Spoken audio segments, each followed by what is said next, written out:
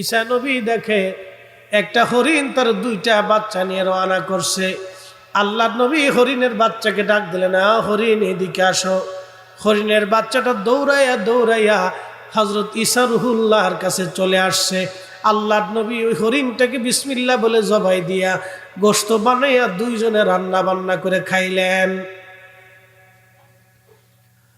ওই হরিণটাকে রান্না বান্না করে খাওয়ার পরে সমস্ত হাড় গুড়গুলি এক জায়গা করার পরে হযরত ঈসা নবী বললেন, কুম বিজনিল্লাহ, আল্লাহর হুকুমে হরিণ তুমি আবার উঠে দাঁড়াও।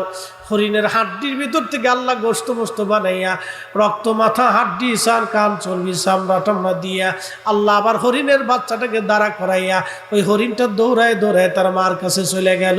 চিৎকার মেরে জোরে বলেন আল্লাহু আকবার। হযরত ঈসা নবী ডাকে হরিণ দৌড়াইছে, হরিণ আসলো, জবাই দিলেন, গোশত ভুনা করে রান্না করে খাইলেন। আবার ওই হাড় গুড়গুলি একত্রিত করে হযরত ঈসা নবী ডাক দিলেন। হরিণ আবার জিন্দা হয়ে তার মায়ের সাথে দৌড়ায় চলে গেল। একসাথে বলা যাবে আল্লাহু আকবার। কোরআন বলে তুখরিজুল হাইয়া মিনাল মাইত, আমি মরা থেকে জিন্দা বের করি। তুখরিজুল হাইয়া মিনাল মাইতি ওয়া তুখরিজুল মাইতা মিনাল হাই,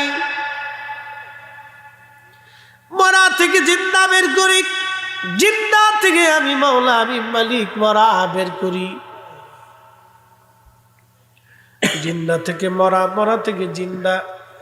হযরত ঈসা নবী তো হরিণ দেখে জিন্দা করালেন, কুম বিজনিল্লাহ। কিন্তু আমার নবীর বেলায় ছিল ভিন্ন। তোমরা যারা আমার নবীর শান মান ইজ্জত আবরু খুঁজে পাও না, শুনে নাও।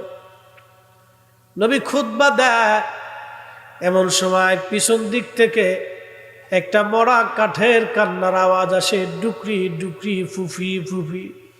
সাহাবীরা একজন আর একজনের দিকে তাকায়, কে কান্না করে রে? সাহাবীরা লক্ষ্য করল আল্লাহর নবীর পিছন দিক থেকে মরা কাঠের কান্নার আওয়াজ আসে। এই কাঠের নাম উস্তুনে হান্নানা, খেজুর গাছের একটা শুকনা কাঠ ছিল। আপনারা জানেন এই ফুল শুকায়ে গেলে এই ফুল মারা যাবে, যত সময় তাজা থাকবে তত সময় এটা আল্লাহ আল্লাহ আল্লাহ আল্লাহ আল্লাহ আল্লাহ আল্লাহ আল্লাহ আল্লাহ আল্লাহ আল্লাহ আল্লাহ আল্লাহ আল্লাহ জিকির করবে। এই ফুল যত